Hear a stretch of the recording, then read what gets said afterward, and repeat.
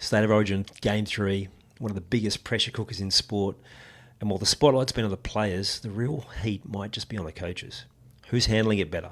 And did the Sydney media get it wrong again?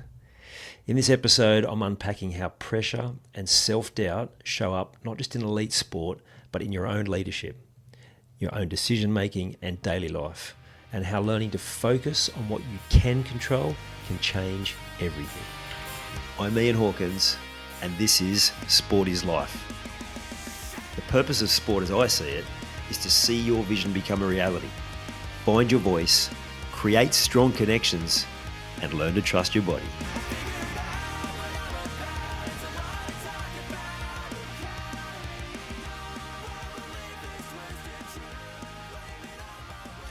Did the Sydney media get it wrong again? They've been talking about how Billy Slater's been under the most pressure throughout this Origin series and talking about moments of him perhaps feeling the strain, and quite possibly he had when he made that comment before Origin 2 around mental health and brought in Paul Green.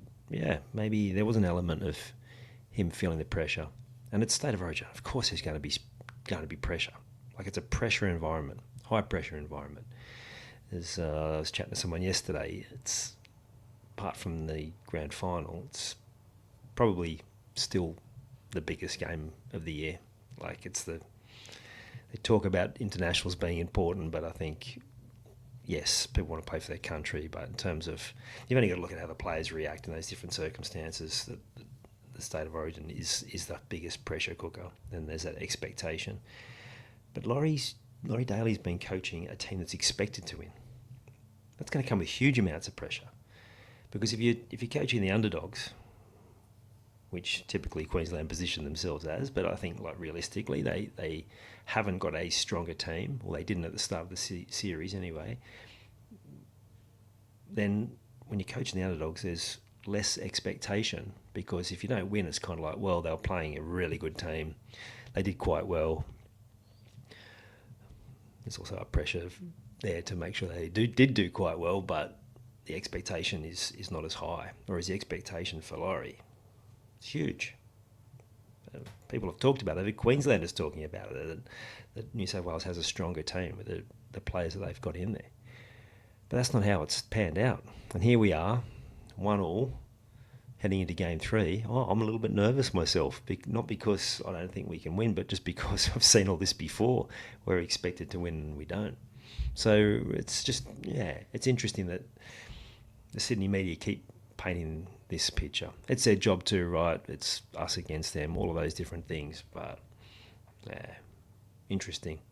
And the reality is that we all experience pressure situations, and we all experience self-doubt. And those guys would experience self-doubt. Of course they would. And as a coach, sometimes that self-doubt can be stronger because you don't feel like you've got as much control. When you're the player, you look at Loza, when he was the player, the inspirational leader, he just went out there and did something physical, which he had the capability to do. Just something game-changing. Once that game starts, actually even in the some of the moments leading up, you've done all the work. There's an element of having to let go of control. And that would be difficult for someone who's been an elite player. It's probably sometimes why the most elite players don't always make the best coaches. And the pressure can increase because of that lack of control. Because ultimately we all want to feel in control. And once that game starts, as the coach, you got to let it go. Of course, there's some subtle parts of control with different instructions and interchanges, substitutions, but ultimately they're pretty much going to do their own thing. I've heard players talk about how generally at halftime they're not taking in too much of what the coach is saying. But there'll be a key message that will come across. But again, that's a small moment at halftime. So how do you deal with that? Just another thing on pressure. We've got to make sure we when we have that pressure, we focus what we can control. Like we allow ourselves to have expectation in the right areas. I look at leading into game two of our highest profile players, Nathan Cleary and Payne Haas, experiencing injury niggles, pressure injuries. A back injury is a pressure, the weight of pressure of either having to support so many different people, and you think about Payne Haas, almost like they've talked about him carrying this whole team on his back at different times. Pressure on the back, or a lack of support with all that pressure, which is another thing that shows up around your back. And then the groin is definitely a pressure injury as well. Having to change direction. He had Nathan Cleary, new halves partner. Maybe overdid it when he was doing the parts of the training, because he's feeling like he hasn't, all this talk of having owned Origin, and they can say they don't see all the stuff in the media, but they absolutely would hear it. It would filter back to them. Yeah, that would lead to pressure. And of course, you would think someone who's won 4 grand finals wouldn't experience pressure, but everyone still does, because they want to win. They want to win again, and they want to win again. And of course, they want to win on the biggest stage, and Origin is that. And they want to tick that box and not just silence the external noise, but silence the internal noise. So how do you bring that pressure and that expectation to the right areas? Well, it comes back to that thing I talked about when I was talking about Loza. It comes back to control. What can you control in any circumstance? Because so much of the pressure comes when we create all of these different stories in our head. We try to control areas that are just simply out of our control.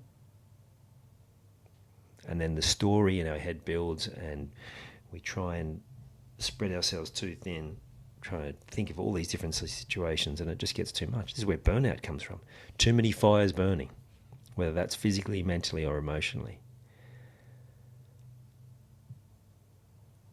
So coming back to what can you control in any given moment. I watch it a lot with people getting so consumed by world news. And go, we've got to know this, and I'm interested in this, and I want to see this. But what impact is it having on your mental and emotional health? And ultimately that'll flow through to your physical health, on things that you just can't control. So far out of the realms of your control. I've seen it consume people. And that's the extreme, but we do this around lots of different parts of our life. I'm not immune from this stuff. There's still so many layers of control. I've done a heap of work on my control, because I've been a control freak in different situations, and I've peeled back so many different layers, addressed where it's come from, why, created new patterns, but it's still show up in different ways. So this is not about trying to be perfect again. It's about what can I control in any given moment, and having the best intention to be focusing in that area. And the more you can do that, the more those other pressures will fall away, and you'll perform better. You'll feel better. Mentally, you'll have so much more clarity. Emotionally, you'll feel so much more balanced, and your body will feel so much lighter as a result. I've been guilty in business of spreading myself too thin, trying to have too many projects at once. And even though I read this book years and years ago, The One Thing, it's really taken me to probably the last 12 months to really solidify that, of just one thing at a time. And there's still lots of different things that come to me that need attention immediately. But whenever I come back to, okay, what's next? It's just like, this is the project I'm doing. This is where my focus needs to be. And let's just get that done.